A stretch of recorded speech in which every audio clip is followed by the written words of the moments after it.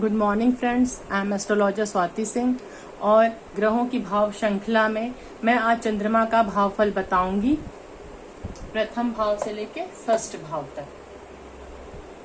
तो यहाँ जो मैं भावफल बता रही हूँ ये एक सामान्य नियम है। हम कुंडली में जब भी देखते हैं तो उसमें अन्य ग्रहों की स्थिति, त्रिकोणों की भूमिका और इन सब का भी, केंद्रों की भूमिका, इन सब को देख के हम कुंडली का संपूर्ण निष्कर्ष निकालते हैं। तो चंद्रमा का भावफल देखने से पहले हम चंद्रमा के कारकत्व को देखेंगे। चंद्रमा जो है मन का प्रतिनिधित्व करता है। चंद्रमा चतुर्थ स्थान में बली होता है, पहला, दूसरा, तीसरा, चौथा। ये चौथा स्थान है, ये भाव है, चौथा स्थान। हम यहाँ भाव देखेंगे, भाव से हमारा यहाँ मतलब है।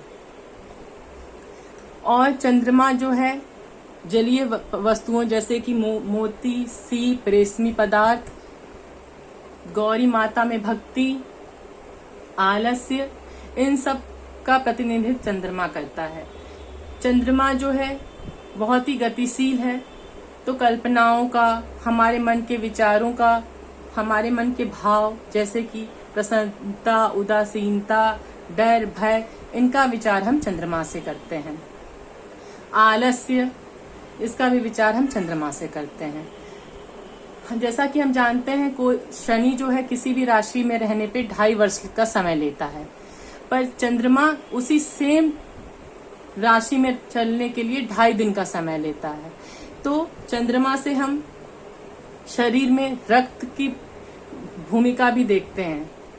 जैसे कि अगर, क्योंकि हमारे शरीर में रक्त ही सबसे ज्यादा गतिशील होता है, तो रक्तचाप की बीमारियां भी हम चंद्रमा की स्थिति के, कुंडली में स्थिति के अनुसार देखते हैं। जैसे कि चंद्रमा अगर किसी की चंद्रमा मन का कारक है, तो अगर किसी की कुंडली में ये चतुर्थ भाव है, ये पहला, दूसरा, तीसरा, चौथा भाव है, ये भाव के स्वामी ग्रह भावेश है, ये भाव है, ये भावेश है। तो अगर इस स्थान पे ये चतुर्थ भाव में चंद्रमा हो, या भावेश यहाँ का जो भावेश है मतलब 7वां नंबर, मतलब शुक्र की राशि है, यहाँ भावेश पे अगर शनि की दृष्टि है तो ऐसा जातक थोड़ा उदासीन होता है। और अगर चतुर्थ स्थान पे मान लीजिए यहाँ चंद्रमा है और ये भावेश से शुक्र है, कहीं पे भी हम लिख सकते हैं शुक्र है, और यहाँ पे सीधे यहाँ से शनि की दृष्टि हो जाए, शनि की यहाँ से दृष्टि हो जाए स्पेस भावेश पे, तो ऐसा जातक उदासीन होता है। और अगर चंद्रमा पे, चतुर्थ भाव पे या चतुर्थ भावेश पे राहु की दृष्टि हो जाए तो ऐसा जातक भय से पीड़ित रहता है।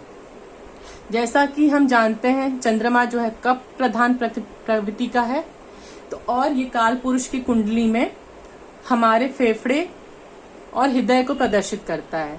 तो अगर कुंडली में चतुर्थ स्थान का स्वामी चंद्रमा किसी भी तरीके से शुभ ग्रहों से युक्त ना हो और उस पे शनि या राहु की दृष्टि हो, और चंद्रमा जो है अष्टम स्थान में हो, तो ऐसे रोगी को फेफड़े की बीमारियों का भी भय रहता है। और जैसा कि हम जानते हैं चंद्रमा जो है बहुत ही गतिशील है, तो ये मनुष्य की प्रथम अवस्था मतलब बाल्यावस्था को प्रदर्शित करता है। तो अगर किसी भी कारणवश किसी की भी कुंडली में चतुर्थ भाव का स्वामी चंद्रमा जो है 6ठे, 8वें या 12वें भाव में हो और उस पर राहु या शनि की दृष्टि हो, और अष्टमेश, यहाँ अष्टमेश हम देखेंगे अष्टम भाव है, तो इसका स्वामी 11वें, अष्टम भाव में जो स्वामी है 11वें भाव का स्वामी हो गया, यहाँ 11वां नंबर है मतलब शनि, कुंभ हुआ तो शनि। तो अगर अष्टम भाव का स्वामी या अष्टमेश या लग्न निर्बल हो और चंद्रमा जो है 6ठे, 8वें, 12वें भाव में हो, तो ऐसे व्यक्ति को बाल्यावस्था में मृत्यु होने की या जल में डूबने की भी समस्या हो सकती है। ये तो हमने जाना चंद्रमा का कारकत्व। अब हम चंद्रमा के स्थितियों का आकलन करेंगे।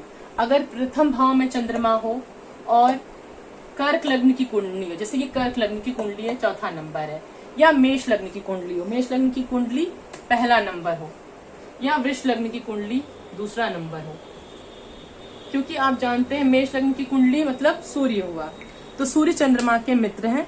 चौथा भाव कर्क लग्न हुआ, चंद्रमा स्वयं उसके स्वामी है, और दूसरा नंबर मतलब वृष लग्न की कुंडली जहाँ पे चंद्रमा जो है उच्च के होते हैं।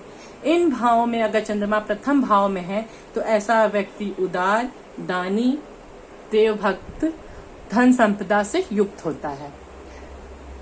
द्वितीय भाव में चंद्रमा हो तो क्या फल होता है? द्वितीय भाव में चंद्रमा के बहुत अच्छे फल कहे गए हैं। अगर द्वितीय भाव में चंद्रमा हो तो व्यक्ति बहुत धनाढ्य होता है, अपने मित्र बंधुओं से युक्त होता है। यहाँ भी चंद्रमा के पहले, दूसरे, तीसरे, चौथे और पांचवें भाव में अच्छे फल कहे गए हैं, सिर्फ छठे भाव में उतने अच्छे फल नहीं कहे गए हैं। अब हम तृतीय भाव में चंद्रमा की बात करेंगे। तृतीय भाव, ये यहाँ अगर चंद्र हो तो क्या फल होगा? तृतीय भाव में चंद्रमा हो, आप ये छठे नंबर से कंफ्यूज मत होइएगा, ये भावेश है। पहला, दूसरा, तीसरा, चौथा, पांचवा, छठवां, सातवां, आठवां, नौवां, 10वां, 11वां भाव, ये भाव है और ये भावेश है।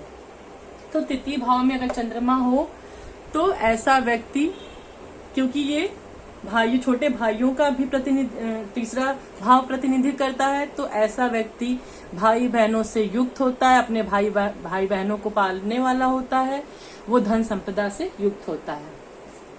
चतुर्थ भाव में चंद्रमा हो तो क्या फल होता है? चतुर्थ भाव में चंद्रमा के बहुत अच्छे फल कहे गए। चतुर्थ भाव में चंद्रमा होने पे ये माता का स्थान है, तो माता से व्यक्ति का बहुत अच्छा प्रेम होता है।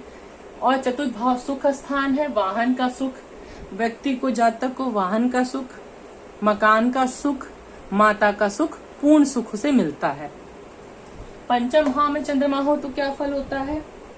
पंचम भाव में चंद्रमा होने पर व्यक्ति थोड़ा शूरवीर कम होता है, मतलब कि वो ज्यादा बहुत ही उत्साही नहीं होता है। और ऐसा जातक जो होता है विद्या, क्योंकि ये पांचवा स्थान संतान और विद्या का भाव है, तो ऐसा व्यक्ति विद्या में रुचि लेने वाला होता है, अन्न और वस्त्र एकत्रित करने वाला होता है, और बहुत ही बुद्धिमान होता है, क्योंकि पंचम भाव जो है विद्या और बुद्धि का भाव है और संतान का भाव है, तो यहाँ पर स्थित होने पे जातक बहुत ही बुद्धिमान होता है। ये तो हमने पंचम भाव देख लिया। अब षष्ठ भाव में चंद्रमा क्या देता है? यहाँ हम भावेश की बात नहीं करेंगे। अगर भावेश के अनुसार हम जब पूरी कुंडली देखते हैं तब फल देखते हैं। ये मैंने एक सामान्य फल बताया आपको। जब छठे भाव में चंद्रमा के अच्छे फल नहीं कहे गए हैं, ऐसा चंद्रमा होने पर व्यक्ति थोड़ा पेट का रोगी हो सकता है। उसकी आयु का विचार देखिए, हम सिर्फ छठे भाव से नहीं करते, उसमें लग्न का रोल होता है, उसमें बृहस्पति का रोल होता है, उसमें अष्टम भाव का भी रोल होता है। लेकिन थोड़ा में आप जान लीजिए कि भावेश के अनुसार की थोड़ा आयु उसकी कम होती है। और मित्रों, आज प्रथम श्रृंखला में इतना ही। द्वितीय श्रृंखला में हम सप्तम भाव से लेके द्वादश भाव तक चंद्रमा का फल देखेंगे। तब तक के लिए धन्यवाद।